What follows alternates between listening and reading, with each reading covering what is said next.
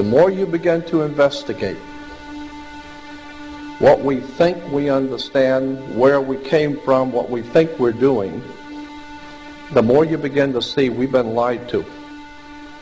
We've been lied to by every institution. What makes you think for 1 minute that the religious institution is the only one that's never been touched? The religious institutions of this world are at the bottom of the dirt. The religious institutions in this world are put there by the same people who gave you your government, your corrupt education, who set up your international banking cartels, because our masters don't give a damn about you or your family. All they care about is what they have always cared about, and that's controlling the whole damn world. We have been misled away from the true and divine presence in the universe that men have called God. I don't know what God is, but I know what he isn't. And unless and until you are prepared to look at the whole truth, and wherever it may go, whoever it may lead to, if you want to look the other way, or if you want to play favorites, then somewhere along the line you're going to find out you're messing with divine justice. The more you educate yourself, the more you understand where things come from, the more obvious things become, and you begin to see lies everywhere. You have to know the truth and seek the truth, and the truth will set you free.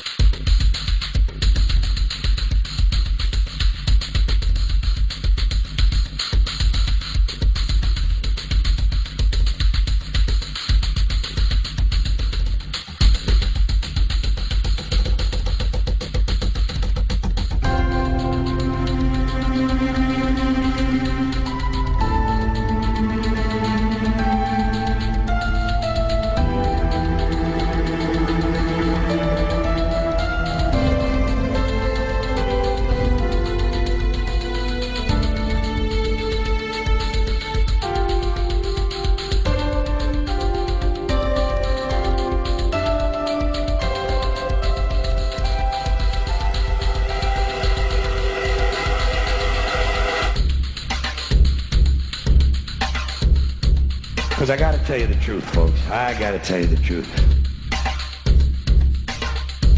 When it comes to bullshit, big time, major league bullshit, you have to stand in awe of the all-time champion of false promises and exaggerated claims, religion.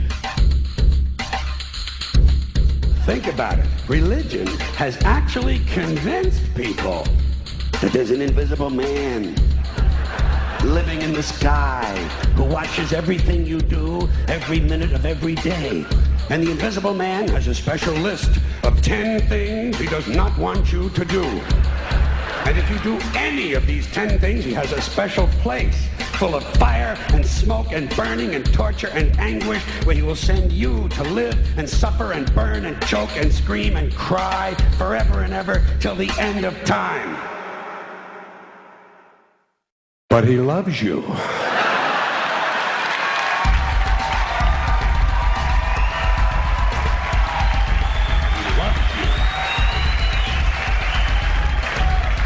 He loves you and he needs money. He always needs money. He's all powerful, all perfect, all knowing, and all wise. Somehow just can't handle money. Religion takes in billions of dollars, they pay no taxes, and they always need a little more. Now, you talk about a good bullshit story. Holy shit.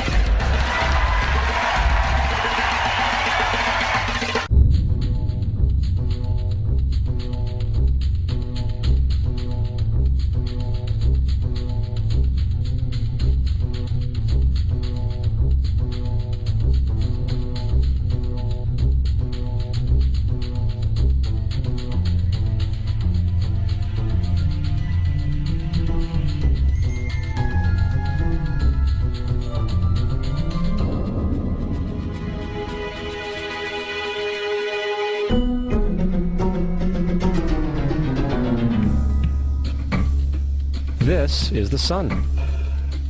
As far back as 10,000 BC, history is abundant with carvings and writings reflecting people's respect and adoration for this object.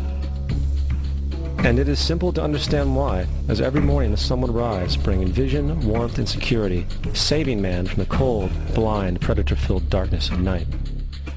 Without it, the cultures understood the crops would not grow and life on the planet would not survive. These realities made the sun the most adorned object of all time. Likewise, they were also very aware of the stars. The tracking of the stars allowed them to recognize and anticipate events which occurred over long periods of time, such as eclipses and full moons. They in turn cataloged celestial groups into what we know today as constellations.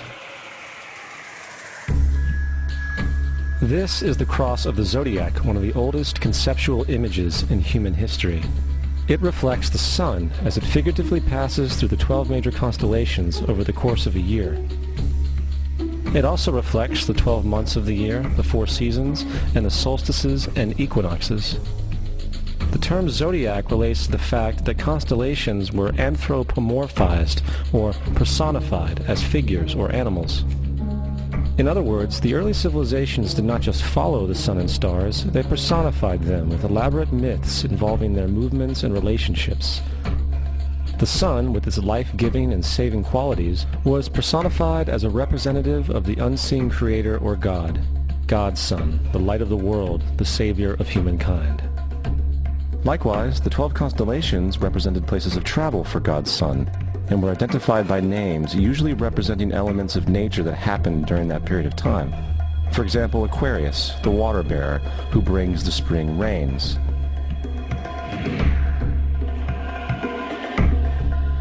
This is Horus. He is the sun god of Egypt of around 3000 BC. He is the sun anthropomorphized, and his life is a series of allegorical myths involving the sun's movement in the sky. From the ancient hieroglyphics in Egypt, we know much about this solar messiah. For instance, Horus, being the sun or the light, had an enemy known as Set, and Set was the personification of the darkness or night. And, metaphorically speaking, every morning Horus would win the battle against Set, while in the evening Set would conquer Horus and send him into the underworld.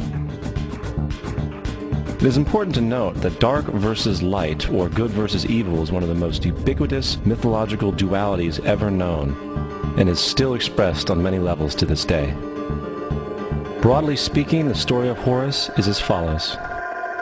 Horus was born on December 25th of the Virgin Isis Mary. His birth was accompanied by a star in the east, which, in turn, 3 kings followed to locate and adorn the newborn Savior. At the age of 12, he was a prodigal child teacher, and at the age of 30, he was baptized by a figure known as Anup, and thus began his ministry. Horus had 12 disciples he traveled about with, performing miracles such as healing the sick and walking on water. Horus was known by many gestural names such as the Truth, the Light, God's Anointed Son, the Good Shepherd, the Lamb of God, and many others. After being betrayed by Typhon, Horus was crucified, buried for 3 days, and thus resurrected. These attributes of Horus, whether original or not, seem to permeate many cultures of the world, for many other gods are found to have the same general mythological structure. Attis of Phrygia, born of the Virgin Nana on December 25th, crucified, placed in a tomb, and after 3 days was resurrected. Krishna of India, born of the Virgin Devaki, with a star in the east signaling his coming. He performed miracles with his disciples, and, upon his death, was resurrected. Dionysus of Greece, born of a virgin on December 25th, was a traveling teacher who performed miracles such as turning water into wine. He was referred to as the King of Kings, God's only begotten Son, the Alpha and Omega, and many others. And, upon his death, he was resurrected.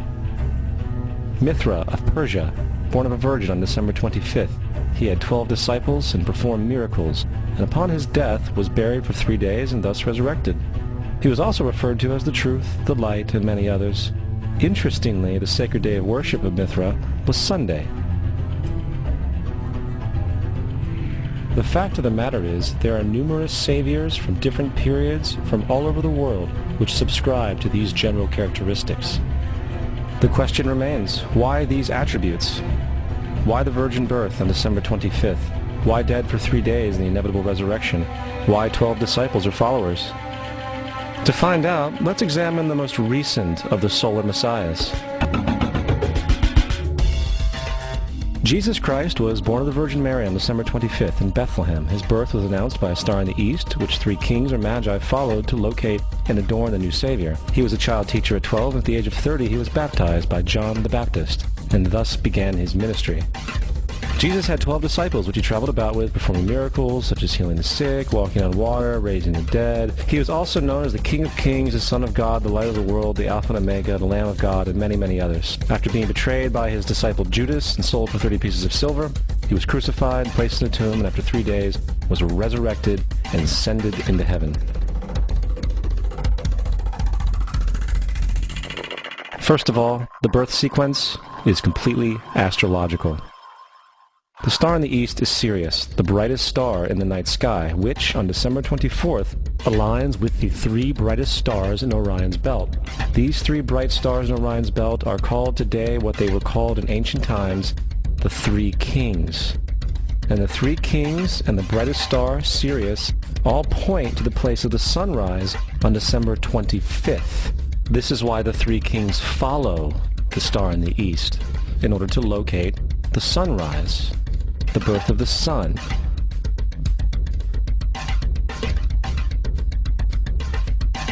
The Virgin Mary is the constellation Virgo, also known as Virgo the Virgin. Virgo in Latin means virgin. The ancient glyph for Virgo is the altered M. This is why Mary, along with other virgin mothers, such as Adonis's mother Myra or Buddha's mother Maya, begin with an M. Virgo is also referred to as the house of bread, and the representation of Virgo is a virgin holding a sheaf of wheat. This house of bread and its symbol of wheat represents August and September, the time of harvest. In turn, Bethlehem, in fact, literally translates to house of bread. Bethlehem is thus a reference to the constellation Virgo, a place in the sky, not on earth. There's another very interesting phenomenon that occurs around December 25th, or the winter solstice. From the summer solstice to the winter solstice, the days become shorter and colder. And from the perspective of the northern hemisphere, the sun appears to move south and get smaller and more scarce.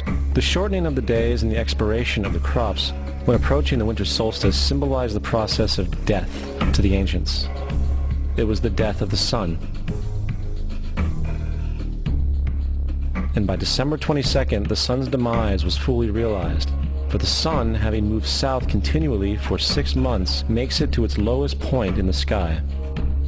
Here a curious thing occurs. The sun stops moving south, at least perceivably, for 3 days. And during this 3-day pause, the sun resides in the vicinity of the Southern Cross, or Crux, constellation. And after this time, on December 25th, the sun moves 1 degree, this time north, foreshadowing longer days, warmth, and spring. And thus it was said, the sun died on the cross, was dead for 3 days, only to be resurrected or born again. This is why Jesus and numerous other sun gods share the crucifixion, 3-day death, and resurrection concept. It is the sun's transition period before it shifts its direction back into the northern hemisphere, bringing spring and thus salvation. However, they did not celebrate the resurrection of the sun until the spring equinox, or Easter. This is because at the spring equinox the sun officially overpowers the evil darkness, as daytime thereafter becomes longer in duration than the night, and the revitalizing conditions of spring emerge. Now, probably the most obvious of all the astrological symbolism around Jesus regards the 12 disciples. They are simply the 12 constellations of the zodiac, which Jesus, being the sun, travels about with. In fact, the number 12 is replete throughout the Bible.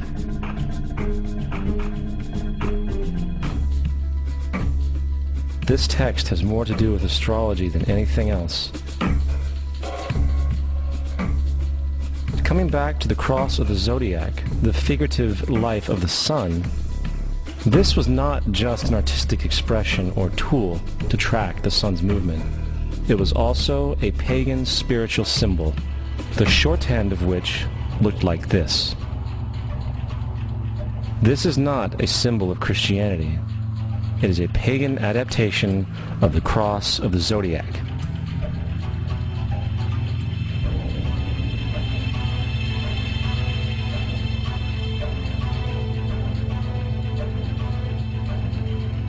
This is why Jesus in early occult art is always shown with his head on the cross, for Jesus is the Son of God, the light of the world, the risen Savior who will come again, as it does every morning, the glory of God who defends against the works of darkness as he is born again every morning and can be seen coming in the clouds up in heaven with his crown of thorns or sun rays.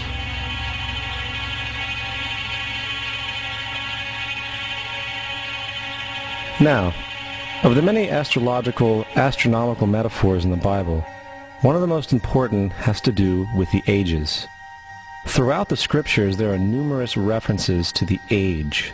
In order to understand this, we need to be familiar with a phenomenon known as the precession of the equinoxes. The ancient Egyptians, along with cultures long before them, recognized that approximately every 2150 years, the sunrise on the morning of the spring equinox would occur in a different sign of the zodiac.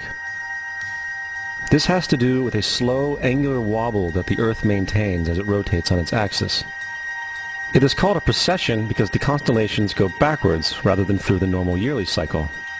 The amount of time it takes for the precession to go through all 12 signs is roughly 25,765 years.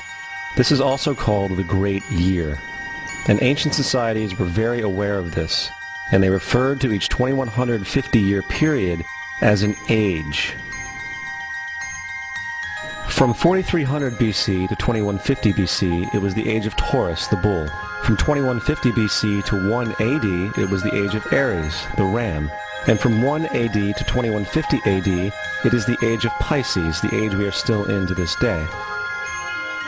And in and around 2150, we will enter the new age, the age of Aquarius. Now, the Bible reflects, broadly speaking, a symbolic movement through 3 ages while foreshadowing a 4th. In the Old Testament, when Moses comes down Mount Sinai with the 10 Commandments, he is very upset to see his people worshiping a golden bull calf. In fact, he shattered the stone tablets and instructed his people to kill each other in order to purify themselves. Most biblical scholars will attribute this anger to the fact that the Israelites were worshiping a false idol or something to that effect. The reality is, the golden bull is Taurus the bull, and Moses represents the new age of Aries the ram. This is why Jews even today still blow the ram's horn. Moses represents the new age of Aries, and upon the new age, everyone must shed the old age. Other deities mark these transitions as well, such as Mithra, a pre-Christian god who kills the bull in the same symbology. Now Jesus is the figure who ushers in the age following Aries, the age of Pisces, or the 2 fish. Fish symbolism is very abundant in the New Testament. Jesus feeds 5,000 people with bread and 2 fish. When he begins his ministry walking along Galilee, he befriends 2 fishermen who follow him. And I think we have all seen the Jesus fish on the back of people's cars. Little do they know what it actually means. It is a pagan astrological symbolism for the sun's kingdom during the age of Pisces. Also, Jesus' assumed birth date is essentially the start of this age. At Luke 22:10, when Jesus is asked by his disciples where the next Passover will be after he is gone, Jesus replies, "Behold, when ye are entered into the city, there shall a man meet you, bearing a pitcher of water. Follow him into the house where he entereth in." This scripture is by far one of the most revealing of all the astrological references. The man bearing the pitcher of water is Aquarius, the water bearer, who is always pictured as a man pouring out a pitcher of water. He represents the age after Pisces, and when the sun, God's Son, leaves the age of Pisces, Jesus, it will go into the house of Aquarius, as Aquarius follows Pisces in the precession of the equinoxes. All Jesus is saying is that after the age of Pisces will come the age of Aquarius.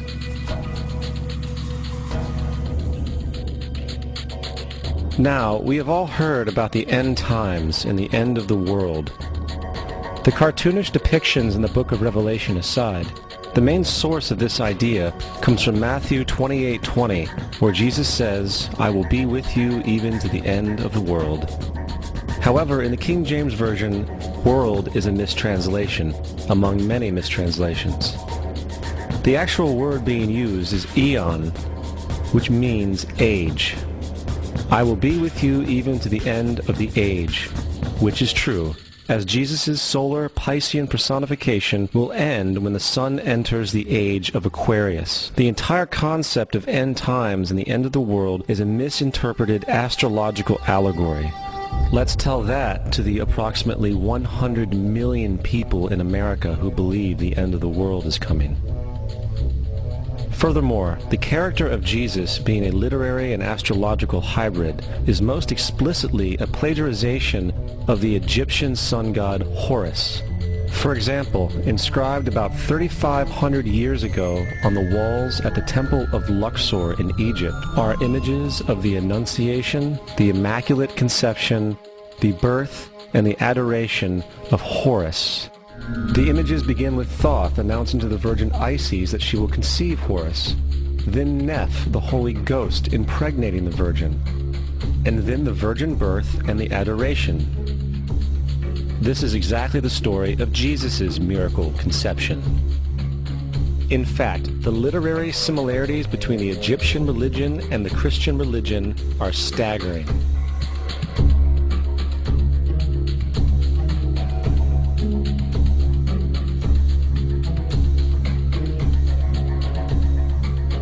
And the plagiarism is continuous.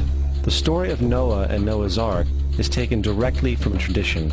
The concept of the Great Flood is ubiquitous throughout the ancient world, with over 200 cited claims in different periods and times. However, one need look no further for a pre-Christian source than the Epic of Gilgamesh, written in 2600 BC. This story talks of a great flood commanded by God, an ark with saved animals upon it, and even the release and return of a dove, all held in common with the biblical story among many other similarities. And then there is the plagiarized story of Moses. Upon Moses' birth, it is said that he was placed in a reed basket and set adrift in a river in order to avoid infanticide. He was later rescued by a daughter of royalty and raised by her as a prince. This baby in a basket story was lifted directly from the myth of Sargon of Akkad of around 2250 BC. Sargon was born, placed in a reed basket in order to avoid infanticide, and set adrift in a river. He was in turn rescued and raised by Aki, a royal midwife. Furthermore, Moses is known as the lawgiver, the giver of the Ten Commandments, the Mosaic Law. However, the idea of a law being passed from God to a prophet up on a mountain is also a very old motif. Moses is just another lawgiver in a long line of lawgivers in mythological history. In India, Manu was the great lawgiver. In Crete, Minos ascended Mount Dicta, where Zeus gave him the sacred laws, while in Egypt there was Meses, who carried stone tablets and upon them the laws of God were written. Manu, Minos, Meses, Moses. And as far as the Ten Commandments, they are taken outright from spell 125 in the Egyptian Book of the Dead. What the Book of the Dead phrased, "I have not stolen," became "Thou shalt not steal." "I have not killed," became "Thou shalt not kill." "I have not told lies," became "Thou shalt not bear false witness," and so forth. In fact, the Egyptian religion is likely the primary foundational basis for the Judeo-Christian theology. Baptism, afterlife, final judgment, virgin birth, death and resurrection, crucifixion, the Ark of the Covenant, circumcision, saviors, Holy Communion, Great Flood, Easter, Christmas, Passover, and many, many more are all attributes of Egyptian ideas long predating Christianity and Judaism. Justin Martyr, one of the first Christian historians and defenders, wrote, "When we say that he, Jesus Christ, our teacher, was produced without sexual union, was crucified and died and rose again, and ascended into heaven, we propound nothing different from what you believe regarding those who you esteem sons of Jupiter. In a different writing, Justin Martyr said, "He was born of a virgin, except this in common with what you believe of Perseus." It's obvious that Justin and other early Christians knew how similar Christianity was to the pagan religions. However, Justin had a solution. As far as he was concerned, the devil did it. The devil had the foresight to come before Christ and create his characteristics in the pagan world. Fundamentalist Christianity, fascinating. These people actually believe the world is 12,000 years old. Swear to God. I actually asked one of these guys, okay, dinosaur fossils. He says, dinosaur fossils? God put those here to test our faith.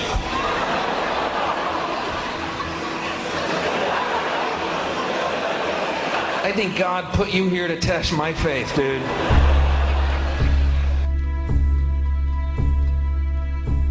The Bible is nothing more than an astrotheological literary hybrid, just like nearly all religious myths before it.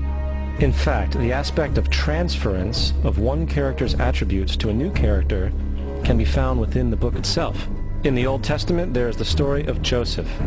Joseph was a prototype for Jesus. Joseph was born of a miracle birth. Jesus was born of a miracle birth. Joseph was of 12 brothers. Jesus had 12 disciples. Joseph was sold for 20 pieces of silver. Jesus was sold for 30 pieces of silver. Brother Judah suggests the sale of Joseph. Disciple Judas suggests the sale of Jesus. Joseph began his work at the age of 30. Jesus began his work at the age of 30. The parallels go on and on. Furthermore, is there any non-biblical historical evidence of any person living with the name Jesus, the son of Mary, who traveled about with 12 followers, healing people and the like? There are numerous historians who lived in and around the Mediterranean, either during or soon after the assumed life of Jesus. How many of these historians document this figure? Not one. However, to be fair, that doesn't mean defenders of the historical Jesus haven't claimed the contrary. 4 historians are typically referenced to justify Jesus' existence. Pliny the Younger, Suetonius, and Tacitus are the first 3. Each one of their entries consists of only a few sentences at best, and only referred to Christus or the Christ, which in fact is not a name but a title. It means the Anointed One. The 4th source is Josephus, and this source has been proven to be a forgery for hundreds of years. Sadly, it is still cited as truth. You would think that a guy who rose from the dead and ascended into heaven for all eyes to see and performed the wealth of miracles acclaimed to him would have made it into the historical record. It didn't, because once the evidence is weighed, there are very high odds that the figure known as Jesus did not even exist.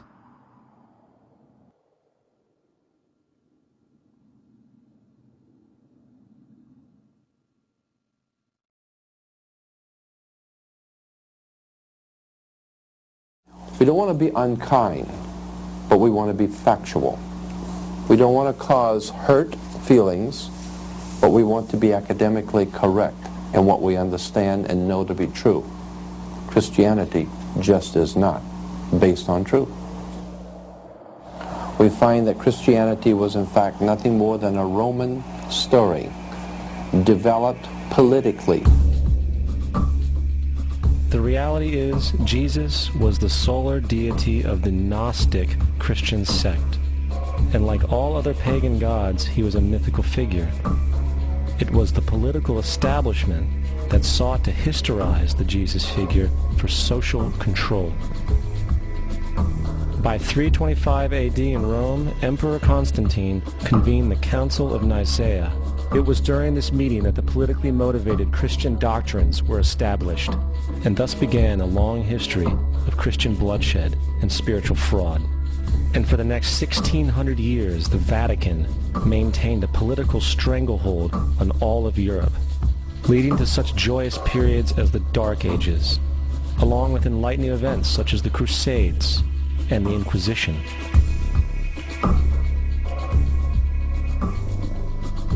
Christianity, along with all other theistic belief systems, is the fraud of the age.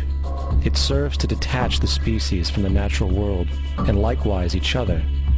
It supports blind submission to authority. It reduces human responsibility to the effect that God controls everything, and in turn awful crimes can be justified in the name of a divine pursuit. And most importantly, it empowers those who know the truth, but use the myth to manipulate and control societies. The religious myth is the most powerful device ever created and serves as the psychological soil upon which other myths can flourish.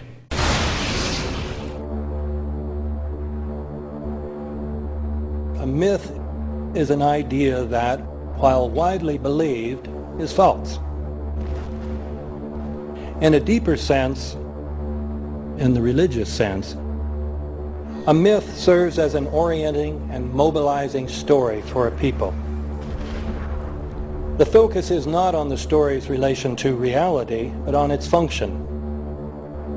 A story cannot function unless it is believed to be true in the community or the nation. It is not a matter of debate. If some people have the bad taste to raise the question of the truth of the sacred story, the keepers of the faith do not enter into debate with them. They ignore them or denounce them as blasphemers. It is wrong, blasphemous, and sinful for you to suggest, imply, or help other people come to the conclusion that the U.S. government killed 3,000 of its own citizens.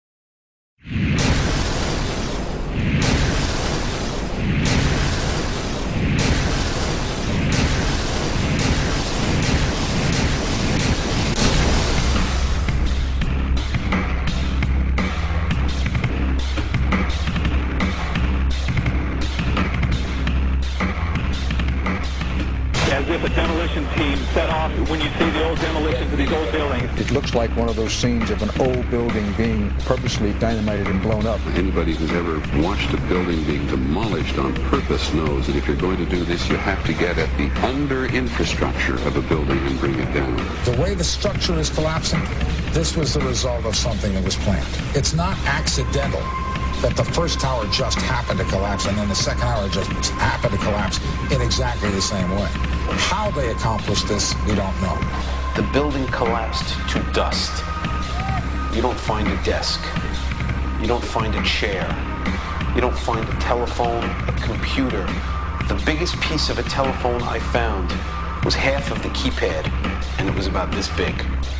What happened to the concrete? The concrete was pulverized from river to river. There was dust powder 2-3 inches thick. The concrete was just pulverized. In addition to those pictures we've all seen too much on television before, when a building was deliberately destroyed by well-placed dynamite to knock it down.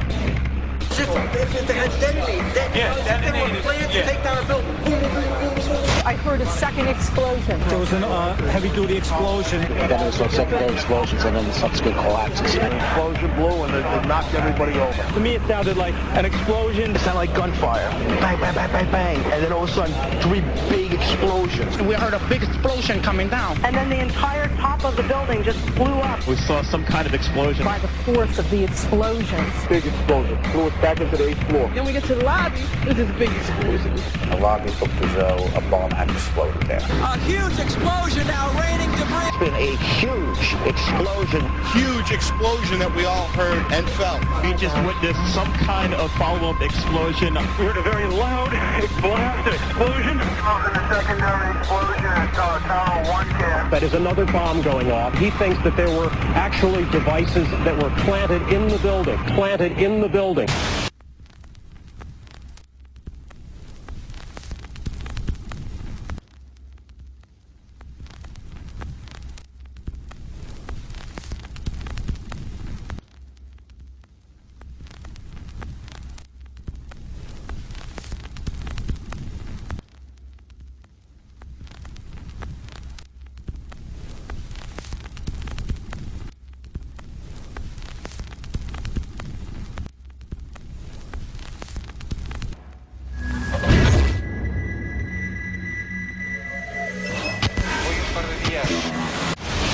I don't think anybody could have predicted that they would try to use an airplane as a missile, a hijacked airplane as a missile. Nobody in our government, at least, and I don't think the prior government that could envision flying airplanes into buildings. No specific threat involving really a domestic operation or involving what happened, obviously, the city's airliner and so. There were no warning signs that I'm aware of. USA Today reports that in the 2 years before the attacks on September the 11th, NORAD conducted exercises using hijacked airliners as weapons.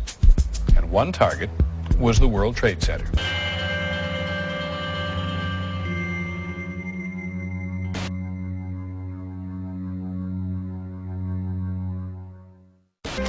In confidential documents from the Philippines obtained by CNN, the plan was clear. He will board any American commercial aircraft, control its cockpit, and dive it at the CIA headquarters. Other buildings targeted the Pentagon and the World Trade Center. Security in counterterrorism was blinking red, in the words of George Tenet, that the warnings of an imminent attack were so severe that something dramatic should have been done. It was unparalleled. Instead, our president went on a month-long vacation.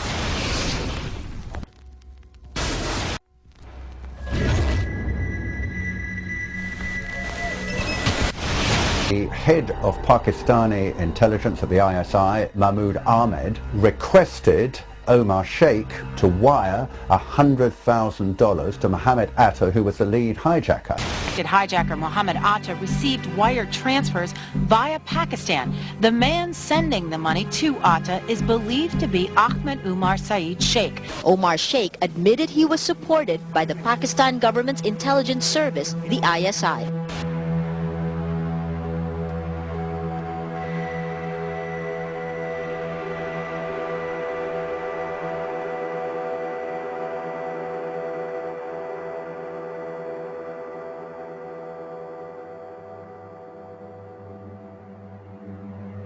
Although we are told that 4 or 5 of the alleged hijackers were on each of the flights. If so, their names should have been on the flight manifests. But the flight manifests that have been released contain neither the names of the alleged hijackers nor any Arab names whatsoever. We know that the men who were supposedly the hijackers had their houses, cars, credit cards paid for by the U.S. government. They were, in truth, agents. Evidence was also apparently planted. The passport of one of the hijackers on Flight 11 was allegedly found in the rubble. Goes through the fireball, through the side of the plane, and comes down the ground unscathed. But something happened. For 6 months they reported they had this passport. Boy, we've got it, we've got the proof. And then the guy stood up and was alive. Several of these 19 men are still alive.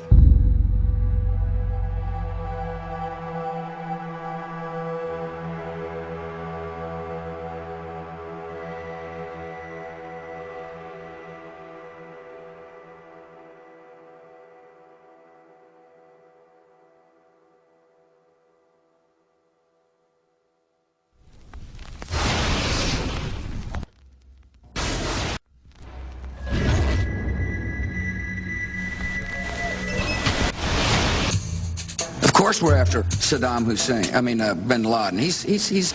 January 2001, the Bush administration orders the FBI and intelligence agencies to back off investigations involving the bin Laden family, including 2 of Osama bin Laden's relatives, who were living, guess where, in Falls Church, Virginia, right next to CIA headquarters. When he was already America's most wanted criminal, he reportedly spent 2 weeks in the American hospital in Dubai, was treated by an American doctor, and visited by the local CIA agent. We have not seen one piece of evidence that links Osama bin Laden directly to the planning stages of September 11th. This failure to provide proof was later said to be unnecessary because bin Laden, in a video allegedly found in Afghanistan, admitted responsibility for the attacks. This confession is now widely cited as proof. But the man in this video has darker skin, fuller cheeks, and a broader nose than the Osama bin Laden of all other videos. We again seem to have planted evidence. In 1976, Osama's older brother Salim bin Laden hired a man in Texas by the name of Jim Bath to handle all the investments in the United States for the bin Laden family. Jim Bath also happens to be a personal, almost lifelong friend and former Air National Guard pilot with George W. Bush. The connections between the Bushes and the bin Ladens become much more clear when George Herbert Walker Bush made trips to Saudi Arabia in 1998 and 2000 to meet with the bin Laden family on behalf of a company called the Carlyle Group.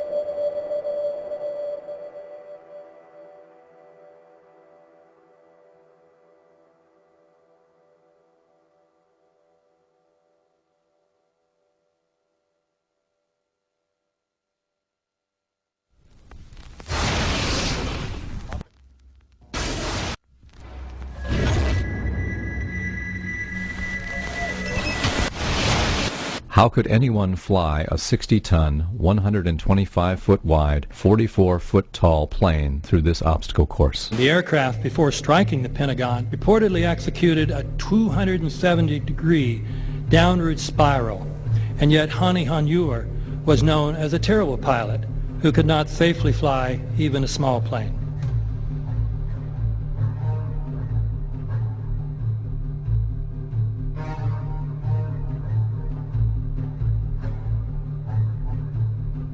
No seats, no luggage, no bodies. Nothing but bricks and limestone. The official explanation is that the intense heat from the jet fuel vaporized the entire plane. Flight 77 had 2 Rolls-Royce engines made of steel and titanium alloy and weigh 6 tons each.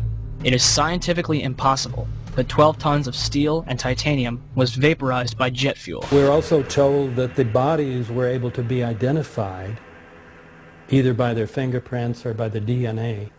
So what kind of fire can vaporize aluminum and tempered steel and yet leave human bodies intact? From my close-up inspection, there's no evidence of a plane having crashed anywhere near the Pentagon. And as I said, the only pieces left that you can see are small enough that you could pick up in your hand. Shortly after the strike, government agents picked up debris and carried it off. The entire lawn was covered with dirt and gravel, so that any remaining forensic evidence was literally covered up. The videos from security cameras, which would show what really hit the Pentagon, were immediately confiscated by agents of the FBI, and the Department of Justice has to this day refused to release them. If these videos would prove that the Pentagon was really hit by a 757, most of us would assume the government would release them.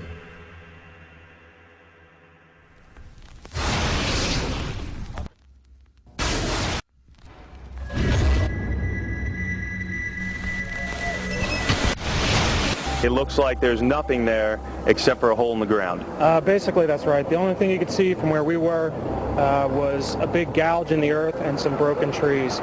We could see some people walking around in the area, but from where we could see, there wasn't much left. Any large pieces of debris at all? No, there was nothing that you could distinguish that a plane had crashed there.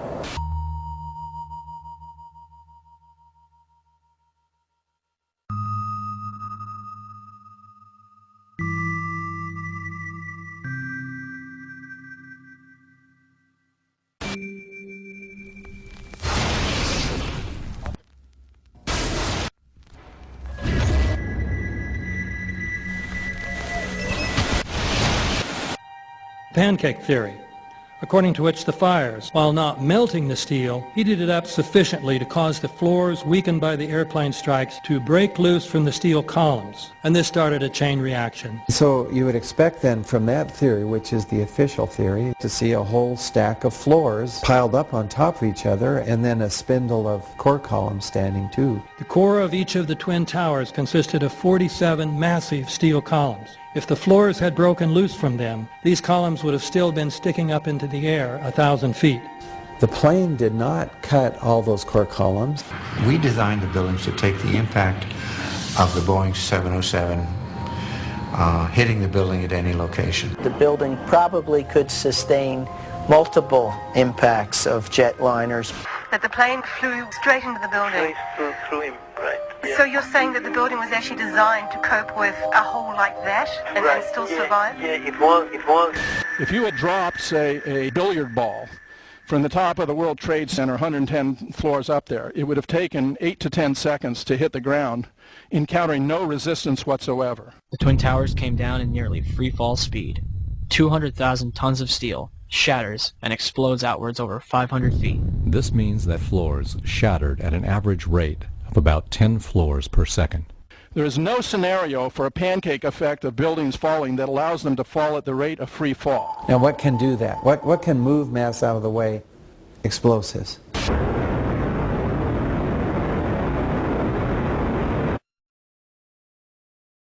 "47 huge steel columns going up the core. They're interconnected. How do you get them to fail simultaneously so the core disappears? It looks like those core columns were cut. The way we do this is by cutting the beam at an angle.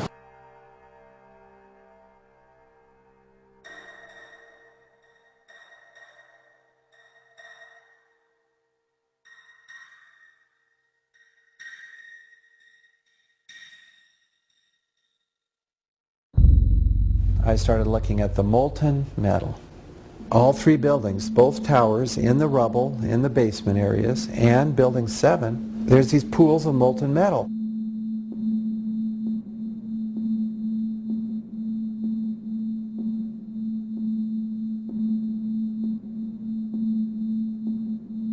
You'd get down below and you'd see molten steel running down the channel rails, like you're in a foundry. Like lava. The molten steel was found 3, 4, and 5 weeks later, when the rubble was being removed. He said that molten steel was also found underneath World Trade Center 7. So I'm looking through the official reports. What do they say about the molten metal? They say nothing. But wait a minute. This is important evidence. So where'd that come from? Thermite is so hot that it'll just cut through steel, through structural steel, for example, like a knife through butter. The products are molten iron and aluminum oxide, which goes off primarily as a dust. You know those enormous dust clouds? You can imagine when you assemble these chemicals on a large scale.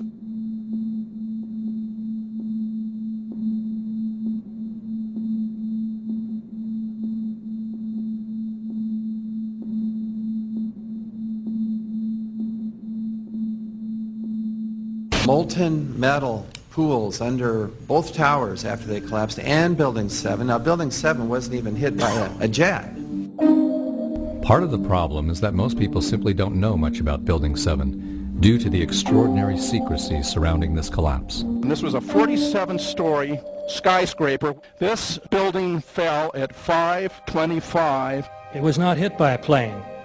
This building had fires on only 2 or 3 floors. And it was brought down by what we know was a controlled demolition. Demolitions, they look just like that. You know, a kink in the middle, and then that building just comes straight down, almost at free fall speed. They first blow one of the central columns so the building falls in on itself. Building 7 had a classic crimp or wedge. Its central column was blown out first, so it didn't structurally damage buildings just a few feet away from it.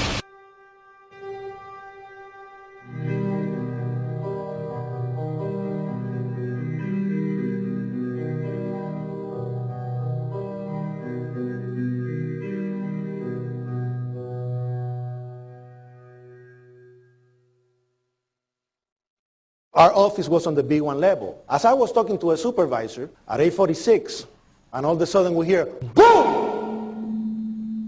An explosion so hard that pushed us upwards. And it came from the basement between the B2 level and the B3 level. And when I went to verbalize, we hear, boom! The impact of the plane on the top. As I'm walking by the main freight corridor building in the corridor, that's when I got blown. I mean, the impact of the explosion threw me to the floor, and that's when everything started happening. All of a sudden, a big impact happened again, and all the ceiling tile was falling down, the light fixtures were falling. You know, you got to go clear across the whole from 1 to 2 World Trade Center, and then all of a sudden, it happened all over again. Something else hit us to the floor. Right in the basement, you felt it. Walls were caving in, everything that was going on. I mean, I know of people that got killed in the basement. I know of people that got broken legs in the basement. People that got reconstructive surgery because the walls hit them in the face.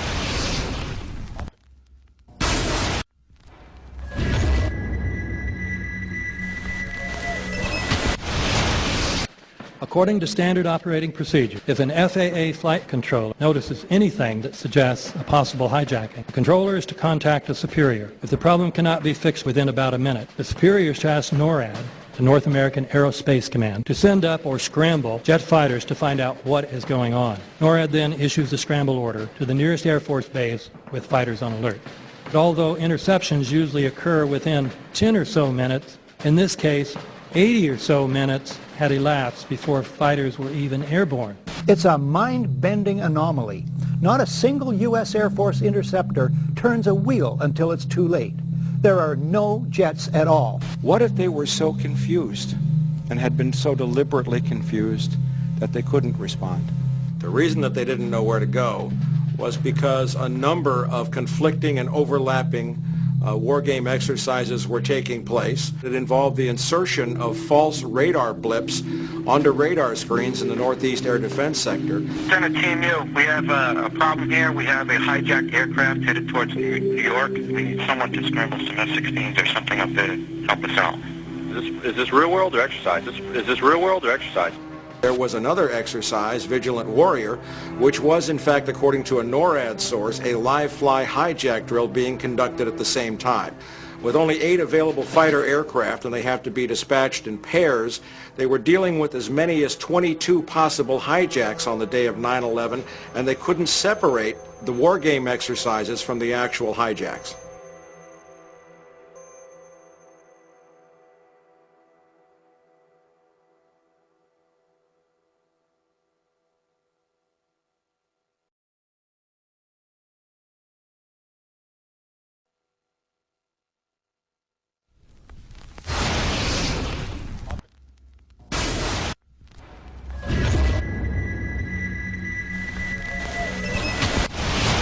Page 172. The U.S. government has not been able to determine the origin of the money used for the 9/11 attacks. Ultimately, the question is of little practical significance. The American authorities have not managed to trace the source of the funding. And then the most amazingly disingenuous statement, ultimately, is it of little consequence. It is of massive consequence. Doesn't it matter who paid for 9/11? The collapse of Building 7 has been recognized as especially difficult to explain.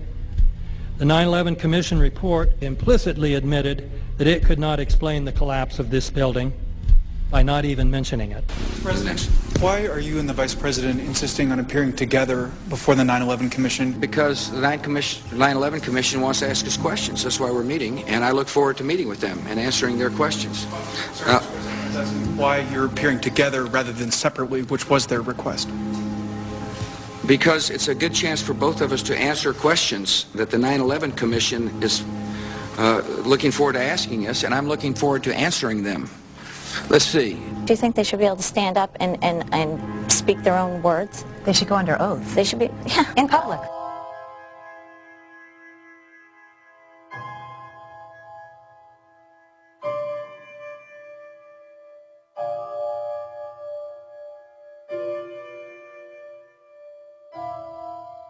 Don't you think that the families deserve to have a transcript or to be able to see what you Adam, said? you asked me that question yesterday.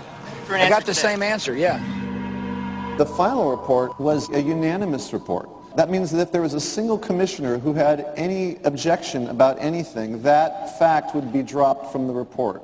We have found out that he not only served on the transition team of the Bush administration, that he was a person who wrote a draft memo for the setup of the Bush administration's National Security Council, that he was an individual who wrote the preemptive war strategy that was eventually used for the war in Iraq, that he is a close friend of Condoleezza Rice's.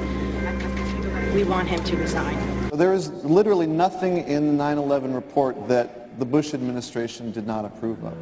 We can understand, therefore, why the Commission, under Zelikow's leadership, would have ignored all the evidence that would point to the truth, that 9/11 was a false flag operation intended to authorize the doctrines and funds needed for a new level of imperial mobilization.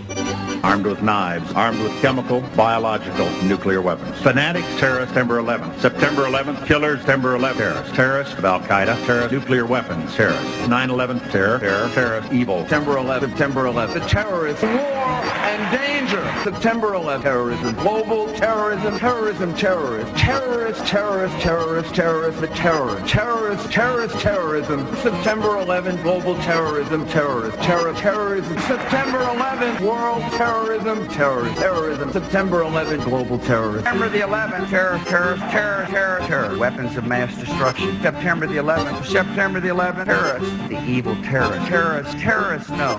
Terrorism. The words are hypnotically repeated.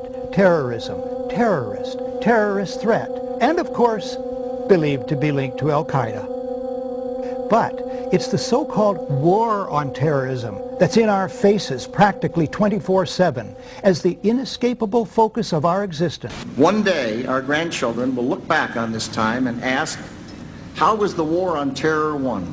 The entire U.S. ruling class, ruling elite, comes to see terrorism as the preferred means, indeed the only means, to provide social cohesion, to provide an enemy image for the society to keep it together. According to neocon theory from Carl Schmitt, you have to have an enemy image in order to have a society. A very dangerous thing, because now it means that the entire social order, the political parties, intellectual life, politics in general, all based on a monstrous myth. Monstrous myth.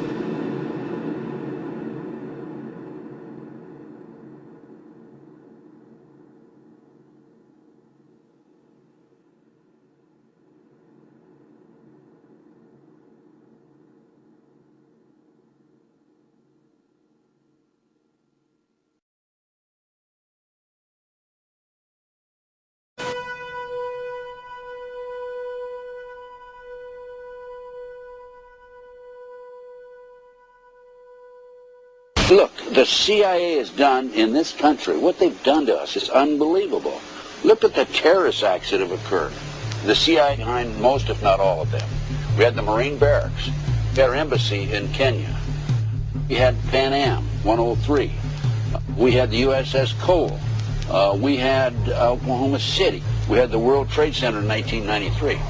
That helped the terrorists blow up the World Trade Center the first time. They built the bomb. They got the driver's license. The informant, the informant, a fellow named Salam, a 43-year-old former Egyptian army officer, he was given the assignment to put the bomb together, and he went to his supervisor, his FBI supervisor, and said, we're going to put a dummy bomb in here, right? And the FBI supervisor said, no, we're going to put a real bomb. The FBI actually carried out the attack on the World Trade Center in 1993. They actually hired Ahmad Salam and paid him $1 million and gave him real explosives, a detonator, and told him to build a bomb and to give it to the foolish people that he was controlling to allow them to attack the World Trade Center complex. Unfortunately for them, there were only 6 people killed, not enough to pass the legislation. So what happened is 2 years later, April 19, 1995, down comes Oklahoma City Murrah building, 168 people killed. 1 year later, the anti-terrorism legislation that takes away many of our constitutional rights and civil liberties is passed.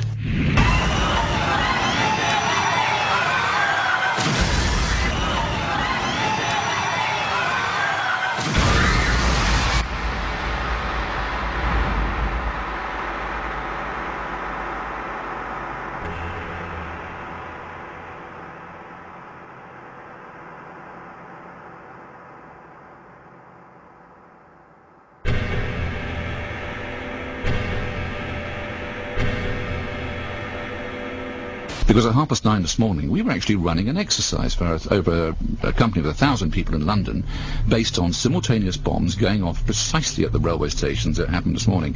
So I still have the hairs on the back of my neck standing upright. To get this quite straight, you were running an exercise to see how you would cope with this, and it happened while you were running the exercise? Precisely.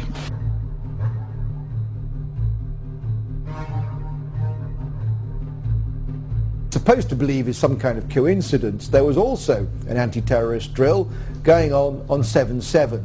And again, just like 9/11, they were talking about attacks on the same targets, the same kind of tube stations, and exactly the same time. as the actual attack happened, providing some kind of cover for what must be operations orchestrated in some way by the state.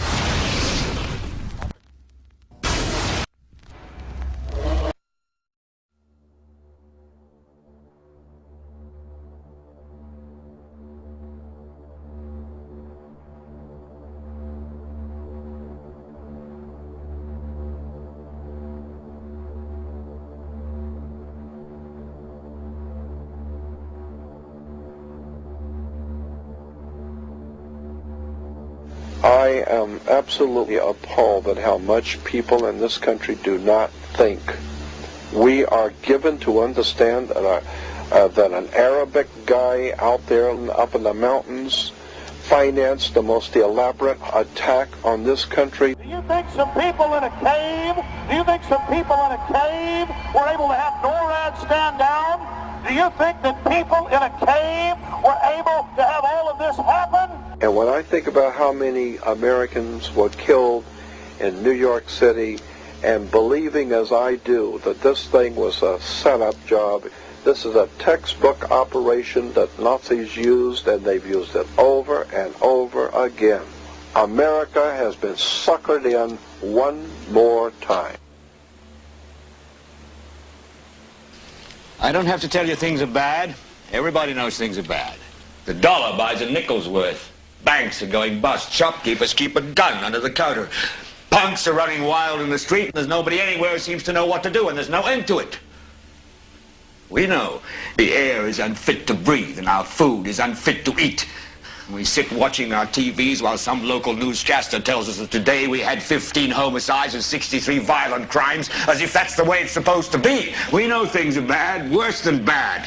They're crazy. It's like everything everywhere is going crazy, so we don't go out anymore. We sit in the house, and slowly the world we're living in is getting smaller, and all we say is, please, at least leave us alone in our living rooms. Let me have my toaster and my TV and my steel-belted radios, and I won't say anything. Just leave us alone. Well, I'm not going to leave you alone. I want you to get mad. I don't want you to protest. I don't want you to riot. I don't want you to write to your congressman because I wouldn't know what to tell you to write. I don't know what to do about the depression and the inflation and the Russians and the crime in the street. All I know is that first, you've got to get mad. You've got to say, I'm a human being. God damn it. My life has value.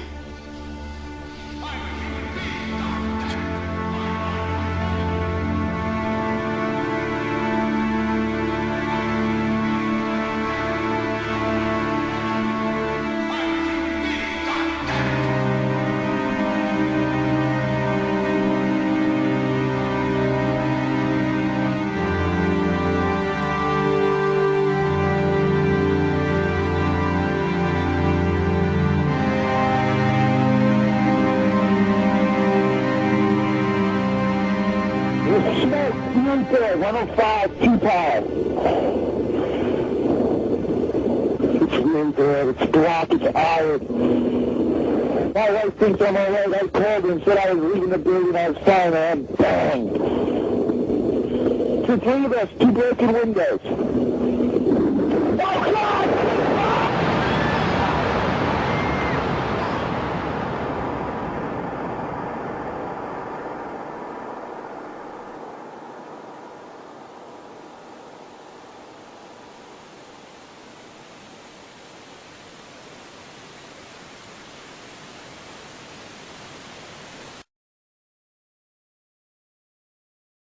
Ladies and gentlemen, the very word secrecy is repugnant in a free and open society, and we are, as a people, inherently and historically opposed to secret societies, to secret oaths, and to secret proceedings.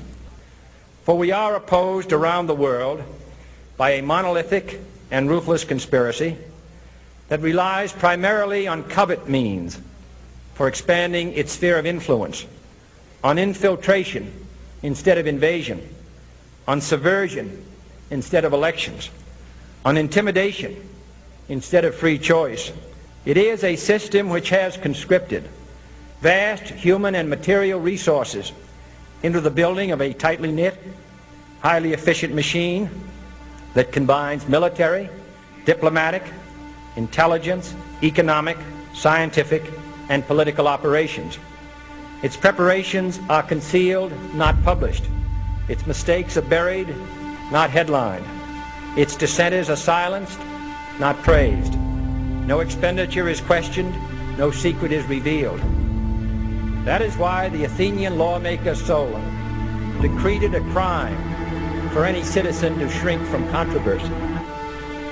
I am asking your help in the tremendous task of informing and alerting the American people, confident that with your help, man will be what he was born to be, free and independent.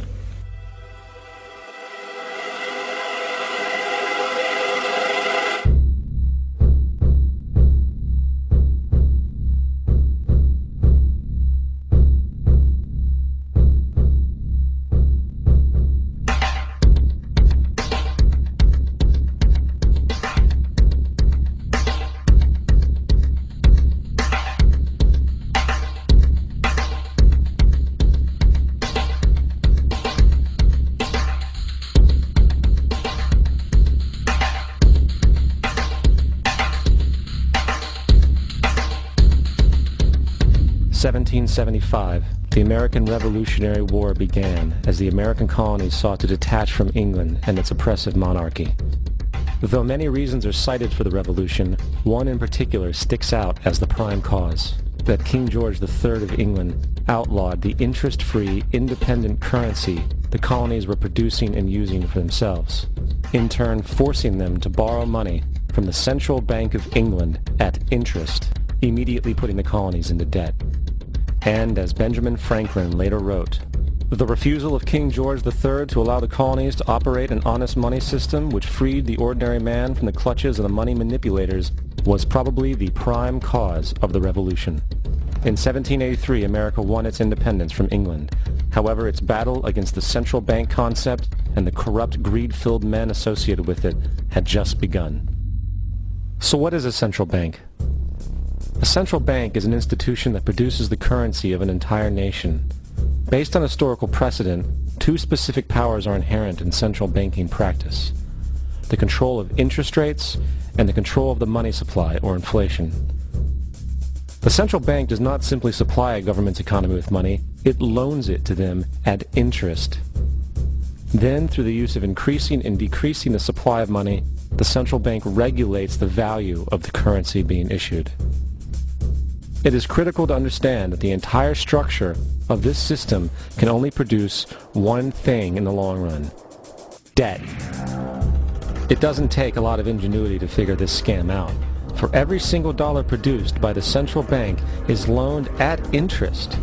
That means every single dollar produced is actually the dollar plus a certain percent of debt based on that dollar. And since the central bank has the monopoly over the production of the currency for the entire country, and they loan each dollar out with immediate debt attached to it, where does the money to pay for the debt come from? It can only come from the central bank again, which means the central bank has to perpetually increase its money supply to temporarily cover the outstanding debt created, which in turn, since that new money is loaned out at interest as well, creates even more debt. The end result of this system without fail is slavery, for it is impossible for the government and thus the public to ever come out of the self-generating debt. The founding fathers of this country were well aware of this.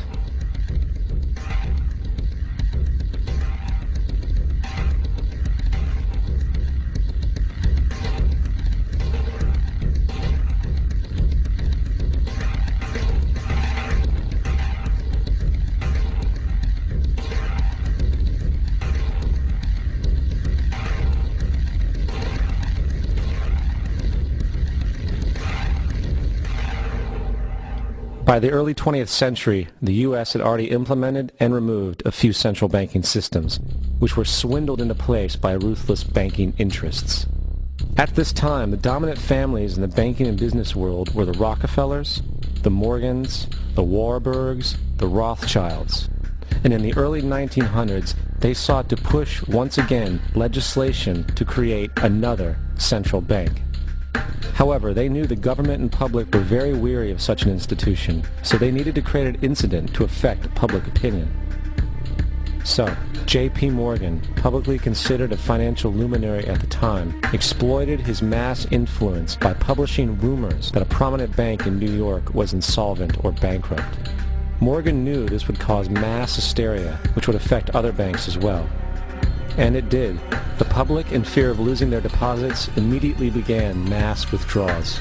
Consequently, the banks were forced to call in their loans, causing the recipients to sell their property, and thus a spiral of bankruptcies, repossessions, and turmoil emerged. Putting the pieces together a few years later, Frederick Allen of Life magazine wrote, "The Morgan interests took advantage to precipitate the panic, guiding it shrewdly as it progressed."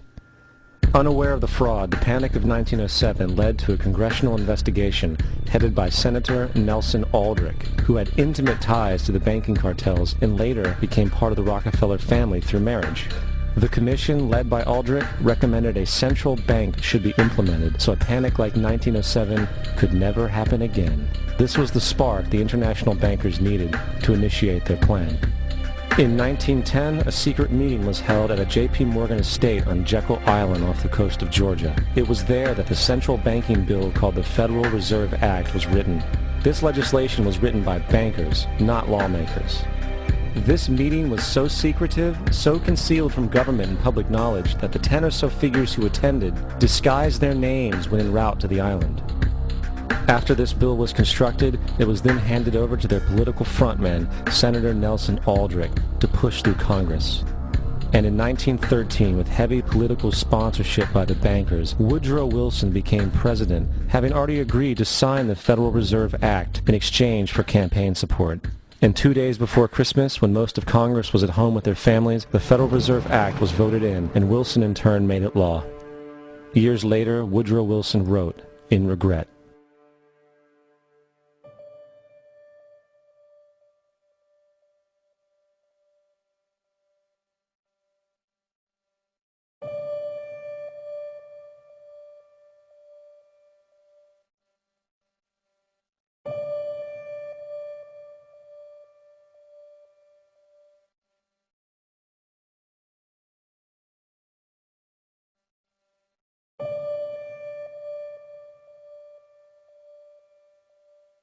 Congressman Louis McFadden also expressed the truth after the passage of the bill. A world banking system was being set up here, a superstate controlled by international bankers, acting together to enslave the world for their own pleasure. The Fed has usurped the government.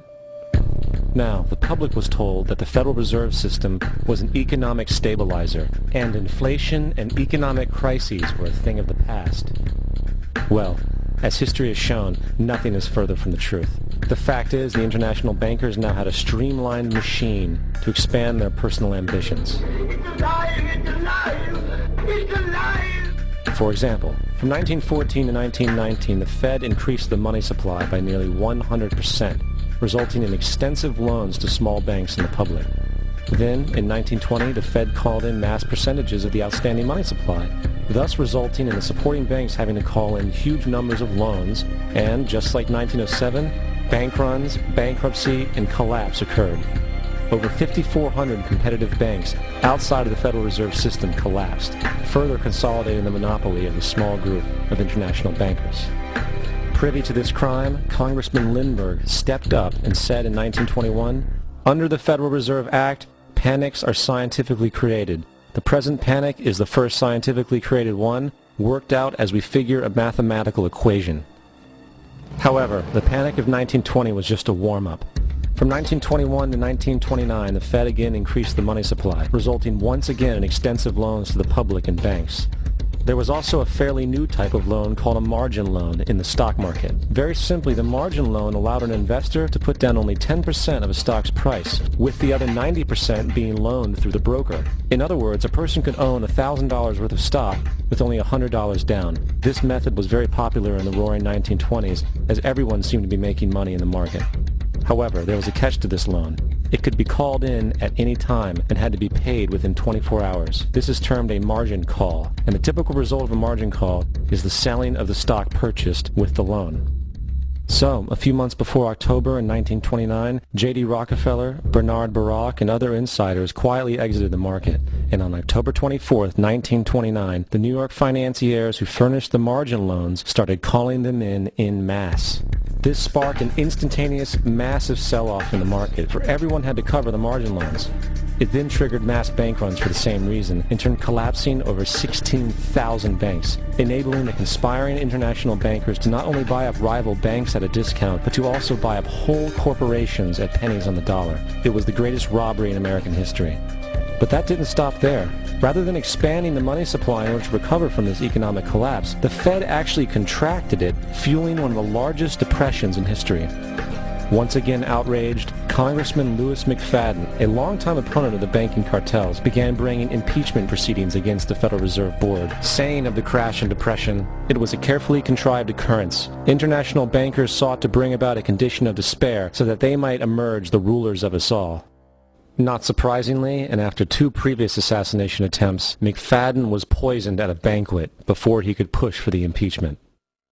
Now, having reduced the society to squalor, the Federal Reserve bankers decided that the gold standard should be removed. In order to do this, they needed to acquire the remaining gold in the system. So, under the pretense of helping to end the Depression, came the 1933 gold seizure. Under the threat of imprisonment for 10 years, everyone in America was required to turn in all gold bullion to the Treasury, essentially robbing the public of what little wealth they had left. And at the end of 1933, the gold standard was abolished. If you look at a dollar bill from before 1933, it says it is redeemable in gold. You look at a dollar bill today, it says it is legal tender, which means it is backed by absolutely nothing. It is worthless paper. The only thing that gives our money value is how much of it is in circulation. Therefore, the power to regulate the money supply is also the power to regulate its value, which is also the power to bring entire economies and societies to its knees.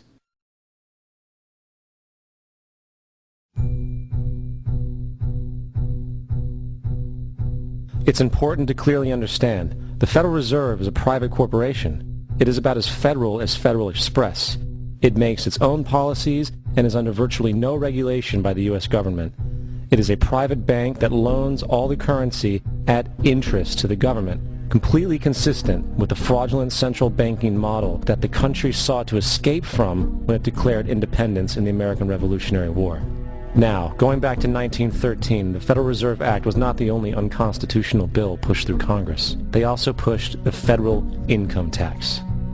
It's worthwhile to point out that the American public's ignorance towards the federal income tax is a testament to how dumbed down and oblivious the American population really is. First of all, the federal income tax is completely unconstitutional, as it is a direct, unapportioned tax. All direct taxes have to be apportioned to be legal based on the Constitution. Secondly, the required number of states in order to ratify the amendment to allow the income tax was never met, and this has even been cited in modern court cases.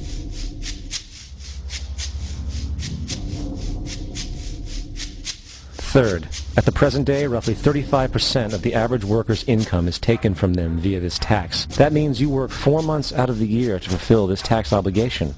And guess where that money goes?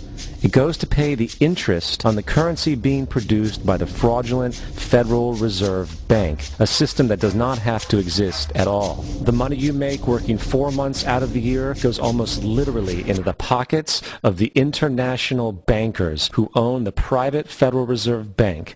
And fourth, even with the fraudulent government claim as to the legality of the income tax, there is literally no statute, no law in existence that requires you to pay this tax, period. I really expected that, of course there's a law that you can point to in the law book, the code, that requires you to file a tax return. Of course there is. I was at that point where I couldn't find the statute that clearly made a person liable. At least not me and most people I know, and I had no choice in my mind except to resign. Based on the research that I did throughout the year 2000 and that I'm still doing, I have not found that law. I've asked Congress, we've asked a lot of people in the IRS commissioners, helpers. They can't answer, because if they answer, the American people are going to know that this whole thing is a fraud. I haven't filed an federal income tax return since I left. I have not filed a tax return since 1999. The income tax is nothing less than the enslavement of the entire country. Now, the control of the economy and the perpetual robbery of wealth is only one side of the Rubik's Cube the bankers hold in their hands. The next tool for profit and control is war.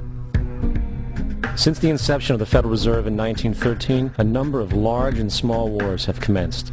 The three most pronounced were World War I, World War II, and Vietnam. World War I. In 1914, European wars broke out centered around England and Germany. The American public wanted nothing to do with the war. In turn, President Woodrow Wilson publicly declared neutrality. However, under the surface, the U.S. administration was looking for any excuse it could find to enter it. In a noted observation by Secretary of State William Jennings, the large banking interests were deeply interested in the World War because of the wide opportunities for large profits.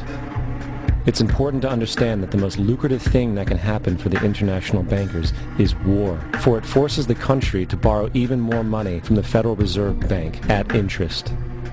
Woodrow Wilson's top advisor and mentor was Colonel Edward House, a man with intimate connections with the international bankers who wanted in the war. In a documented conversation between Colonel House, Wilson's advisor, and Sir Edward Grey, the Foreign Secretary of England, regarding how to get America into the war, Grey inquired, "What will Americans do if Germans sink an ocean liner with American passengers on board?" House responded, "I believe that a flame of indignation would sweep the United States, and that by itself would be sufficient to carry us into war." So, on May 7, 1915, on essentially the suggestion of Sir Edward Grey, a ship called the Lusitania was deliberately sent into German-controlled waters where German military vessels were known to be. And, as expected, German U-boats torpedoed the ship, exploding stored ammunition, killing 1,200 people.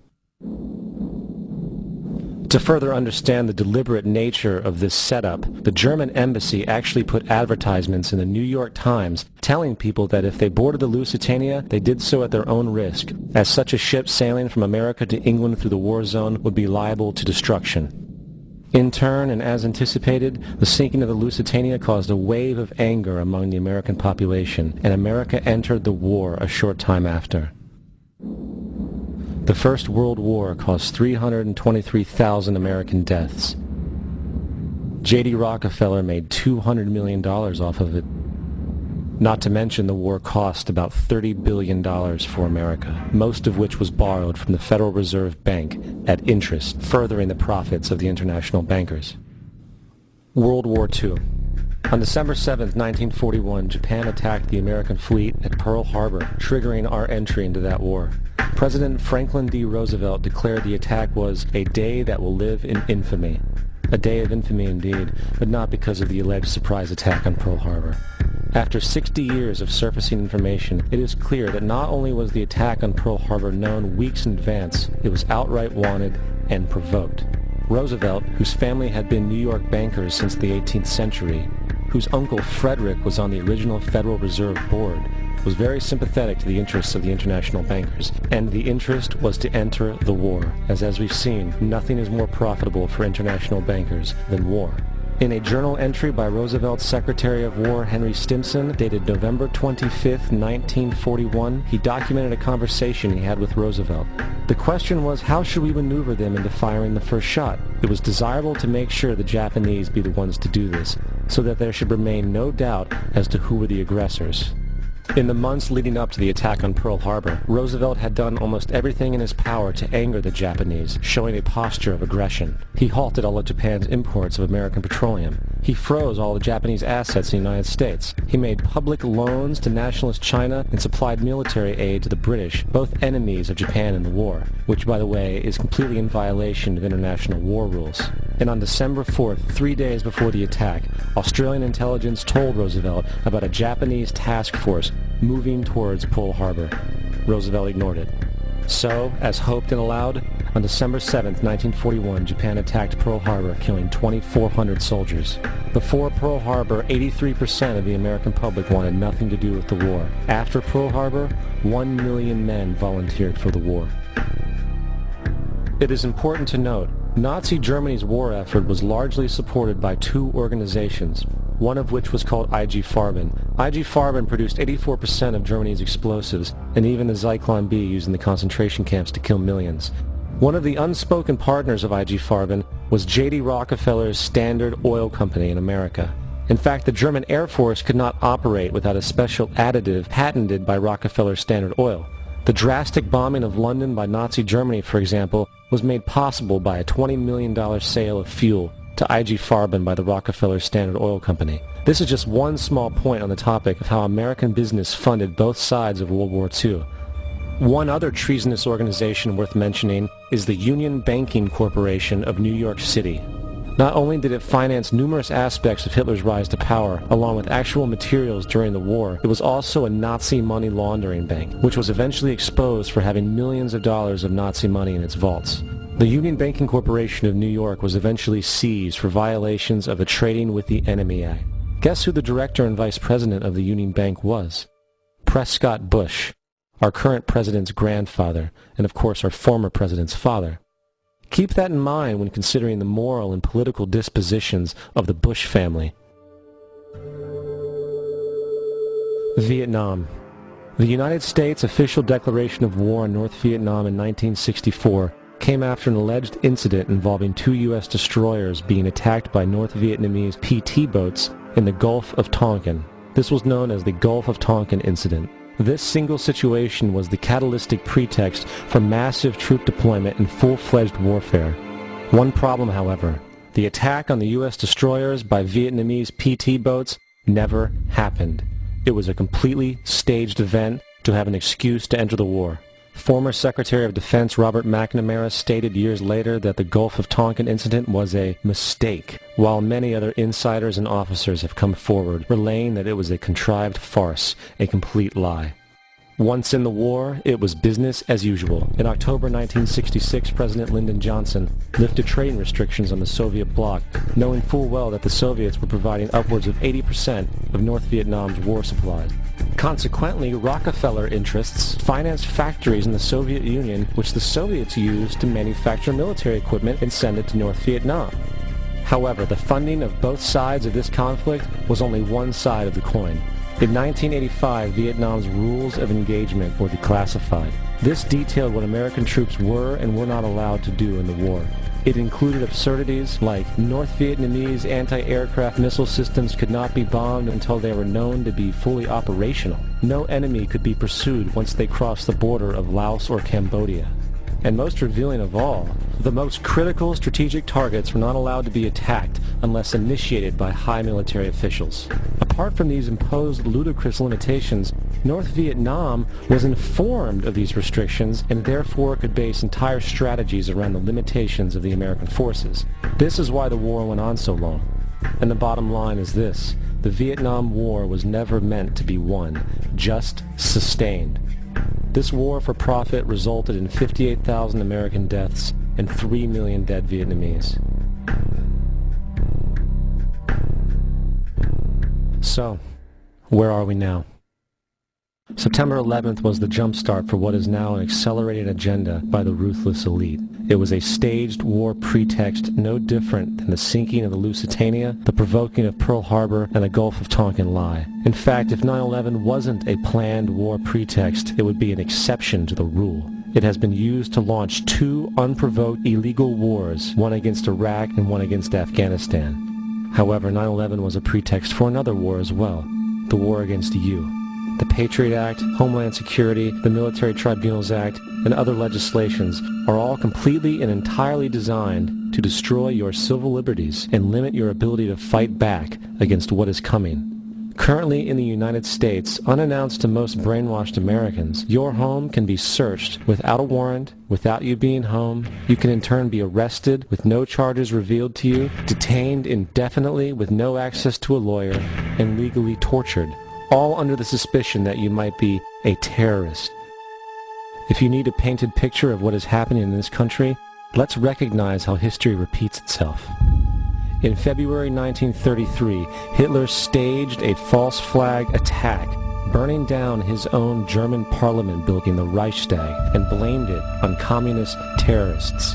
In the next few weeks, he passed the Enabling Act, which completely eradicated the German Constitution, destroying people's liberties. He then led a series of preemptive wars, all justified to the German people as necessary to maintaining Homeland Security.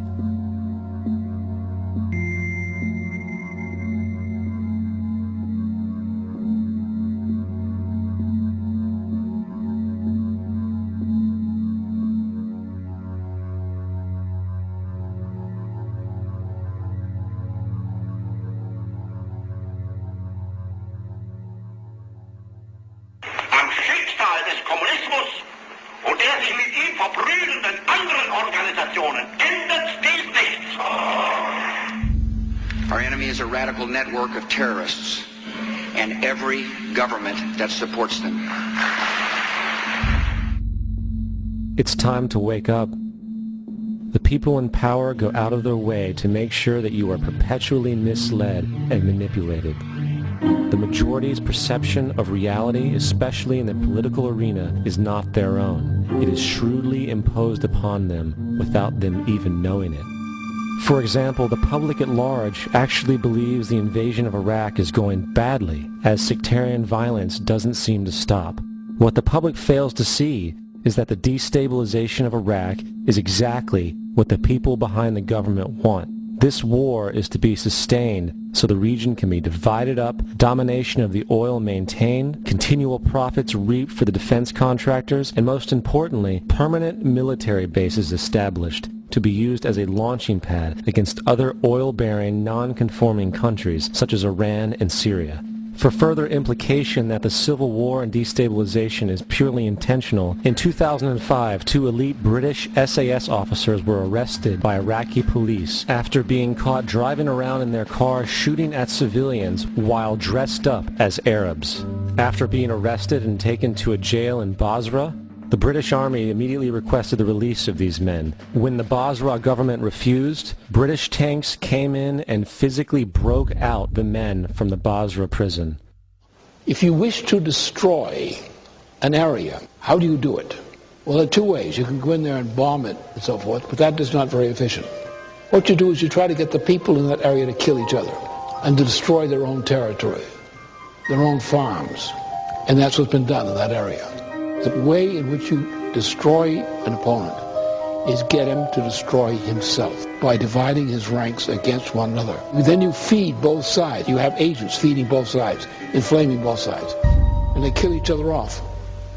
And it's time that some of us woke up to this reality, to understand that people who try to maintain empires and create empires do it by manipulating the people they're trying to conquer. You might want to ask yourself why the entire culture is utterly saturated with mass media entertainment from all sides, while the educational system in America continues its stupefying downward slide since the U.S. government decided to take over and subsidize the public school system. What your government pays for, it gets. When we understand that, then we look at government-financed institutions of education and see the kind of students and the kind of education that's being turned out by these government-financed schools.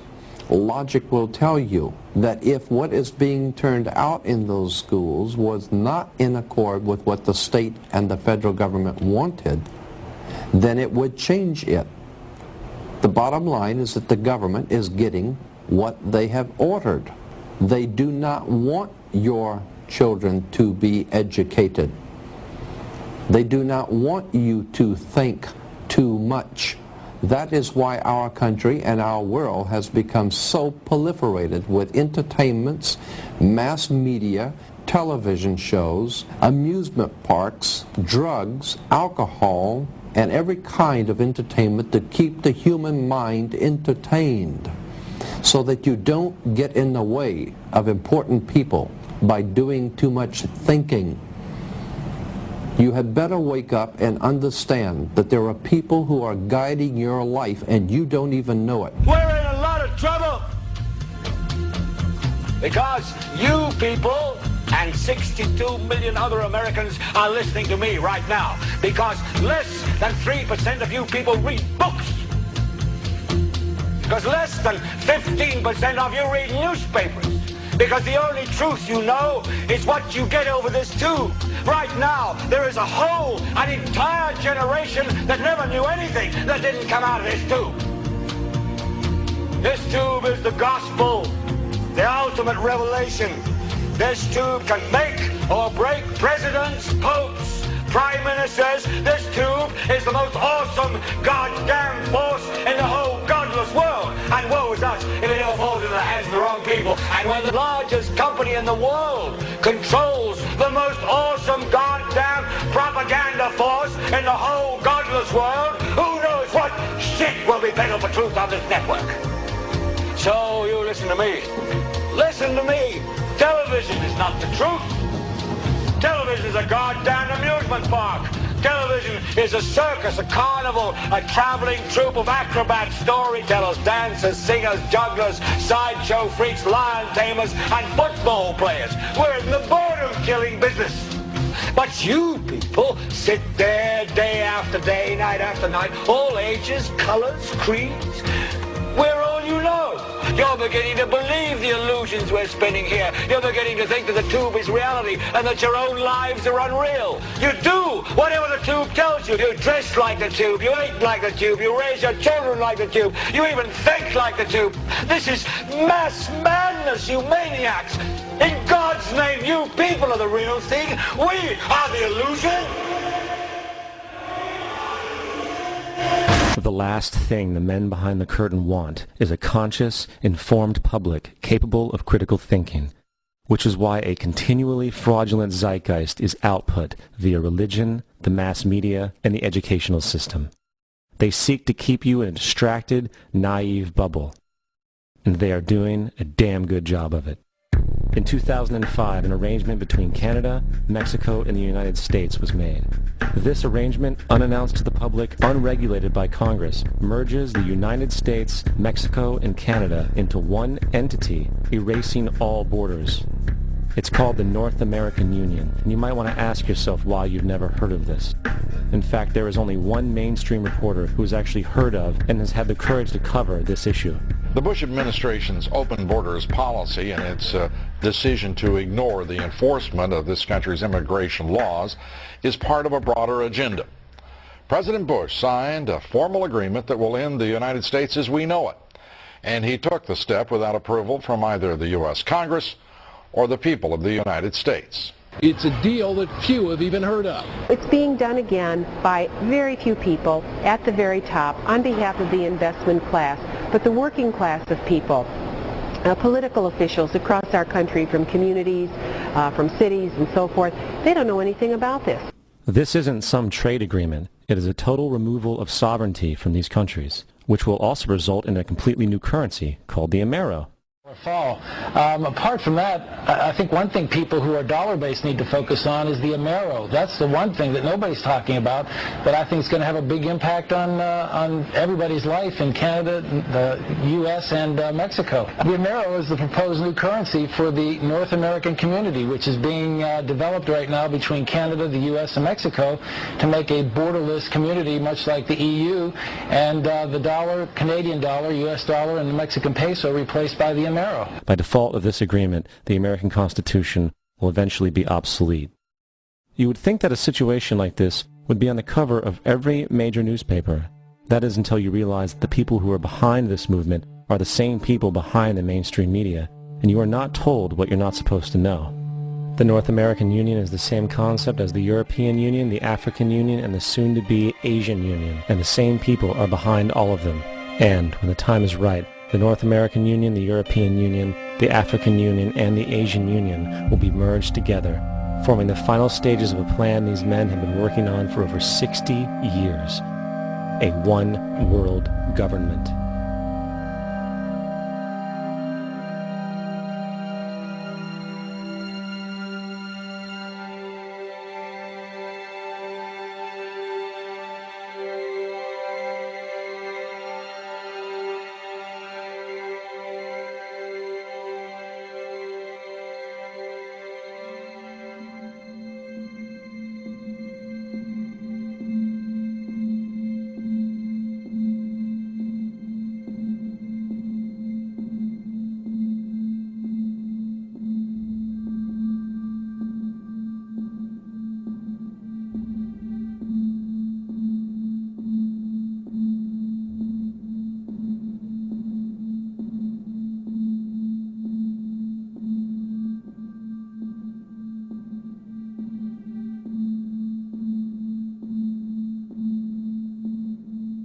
One bank, one army, one center of power.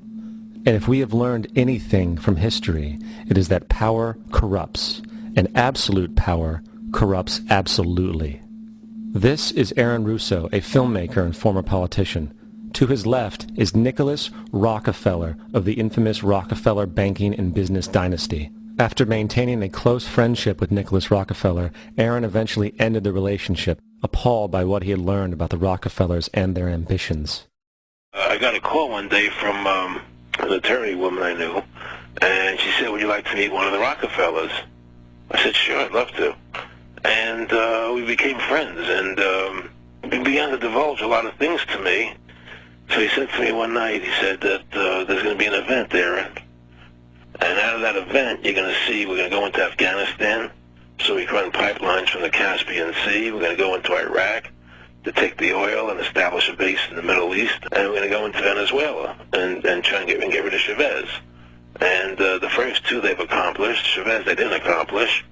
And he said you're going to see guys going into caves looking for looking for people that they're never going to find. You know, he was laughing about the fact that you have this war on terror. There's no real enemy. He's talking about how by having this war on terror, you can never win it because it's an eternal war, and so you can always keep taking people's liberties away. And I said, how are you going to convince people that this war is real? He says, but the media can convince everybody it's real. I mean, you know, it's just that you keep talking about things, you keep saying it over and over and over again, and eventually people believe it. You know, you created the Federal Reserve in 1913 through lies. You create 9/11, which is another lie. Through 9/11, then you're fighting a war on terror, and now all of a sudden you go into Iraq, which was another lie, and now they're going to do Iran. You know, and it's all one thing leading to another, leading to another, leading to another. Now, I would say, what are you doing this for? What's the point of this thing? You have all the money in the world you ever want. You have all the power. I said, you know, you're hurting people. It's not a good thing. And he would say, what do you care about the people for? Take care of yourself and you take care of your family. And then I said to him, what are the ultimate goals here? He said, the ultimate goal is to get everybody in this world chipped with the RFID chip, and have all money be on those chips and everything on those chips. And if anybody wants to protest what we do or violate what we want, we just turn off their chip. That's right, microchipped. In 2005, Congress, under the pretense of immigration control and the so-called war on terrorism, passed the Real ID Act, under which it is projected by May 2008, you will be required to carry around a federal identification card, which includes on it a scannable barcode with your personal information. However, this barcode is only an intermediary step before the card is equipped with a Verichip RFID tracking module, which will use radio frequencies to track your every move on the planet. If this sounds foreign to you, please note that the RFID tracking chip is already in all new American passports. And the final step is the implanted chip, which many people have already been manipulated into accepting under different pretenses. We have a Florida family who are really pioneers in a brave new world. They have volunteered to be the first ever to have microchip identification devices implanted into their body. After 9/11, I was really concerned with the security of my family. I wouldn't mind having something planted permanently in my arm that would identify me. In the end, everybody will be locked into a monitored control grid where every single action you perform is documented. And if you get out of line, they can just turn off your chip, for at that point in time, every single aspect of society will revolve around interactions with the chips. This is the picture that is painted for the future if you open your eyes to see it. A centralized one-world economy where everyone's moves and everyone's transactions are tracked and monitored, all rights removed. The most incredible aspect of all, these totalitarian elements will not be forced upon the people. The people will demand them. For the social manipulation of society through the generation of fear and division has completely detached humans from their sense of power and reality. A process which has been going on for centuries, if not millennia.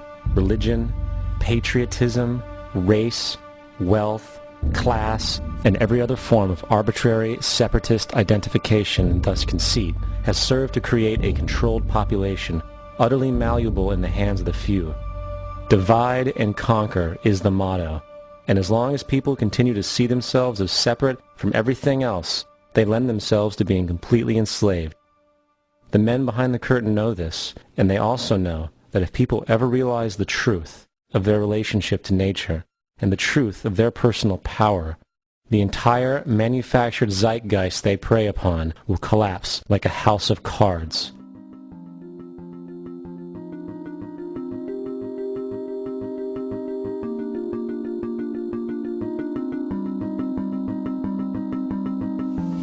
The whole system that we live in drills into us that we're powerless, that we're weak, that our society is evil, that it's crime-ridden, etc., and so forth. It's all a big, fat lie. We are powerful, beautiful, extraordinary. There is no reason why we cannot understand who we truly are, where we are going. There is no reason why the average individual cannot be fully empowered. We are incredibly powerful beings. You know, I think I spent 30 years of my life, in the first 30, trying to become something. I wanted to become good at things. I wanted to become good at tennis. I wanted to become good at school and grades and everything I kind of viewed in that perspective. I'm not okay the way I am, but if I got good at things, you realize that I had the game wrong. The game was to find out what I already was. Find out what I already was.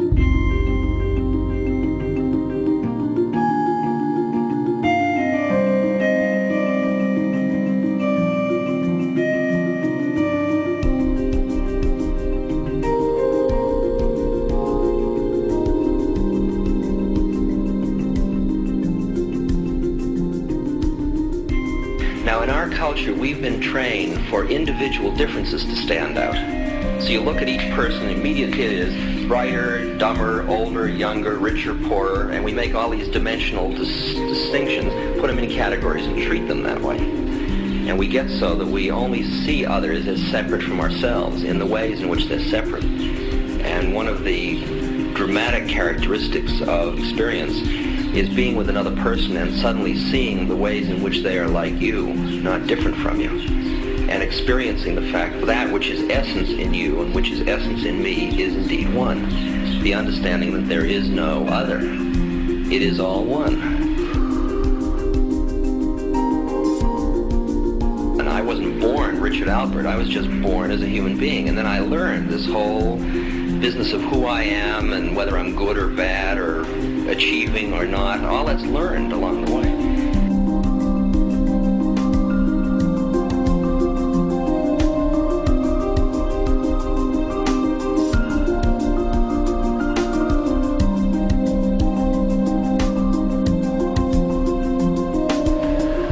The old appeals to racial, sexual, and religious chauvinism, to rabid nationalist fervor, are beginning not to work. A new consciousness is developing which sees the earth as a single organism and recognizes that an organism at war with itself is doomed.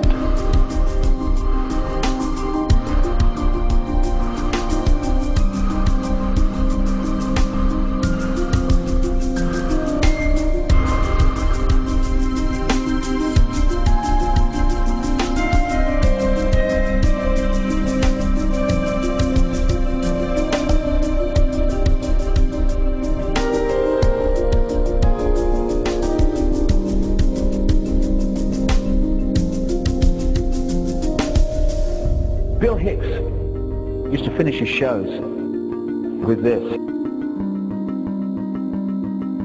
Life's like a ride in an amusement park. And when you go on it, you think it's real, because that's how powerful our minds are. And the ride goes up and down and round and round. It has thrills and chills, and it's very brightly colored. And it's very loud, and it's fun for a while.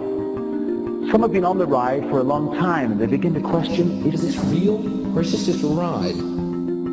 And other people have remembered, and they come back to us and they say, hey, don't worry. Don't be afraid ever, because this is just a ride. And we kill those people. Shut him up. I've got a lot invested in this ride. Shut him up. Look at my furrows of worry. Look at my big bank account. My family. This has to be real. It's just a ride. But we'll kill those good guys who try and tell us that. You ever notice that? And let the demons run amok? But it doesn't matter, because it's just a ride, and we can change it anytime we want. It's only a choice. No effort, no work, no job, no savings of money. Just a choice right now between fear and love.